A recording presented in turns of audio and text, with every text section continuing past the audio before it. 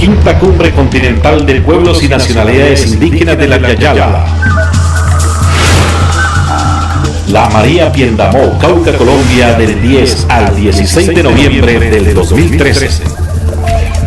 Estamos aquí en la Quinta Cumbre, prácticamente para juntar nuestros pensamientos, nuestros conocimientos, nuestra resistencia como pueblos originarios de América Latina.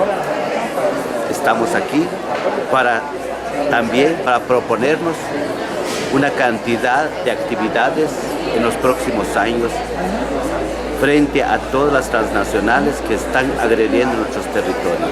Por eso estamos aquí. Prácticamente hoy por hoy los pueblos indígenas y las mujeres están jugando un papel muy importante para las transformaciones sociales. Las mujeres defienden el territorio, también defienden sus derechos.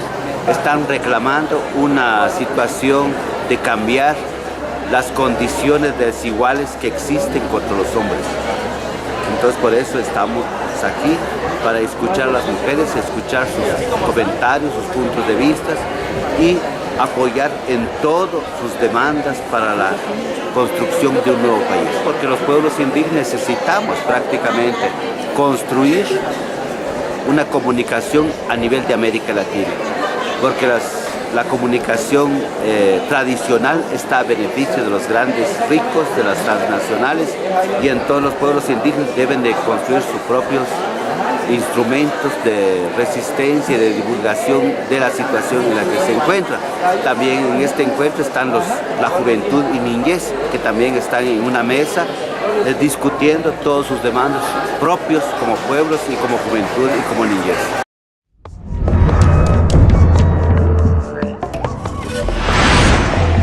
Quinta Cumbre Continental de Pueblos y Nacionalidades Indígenas de la Yayala.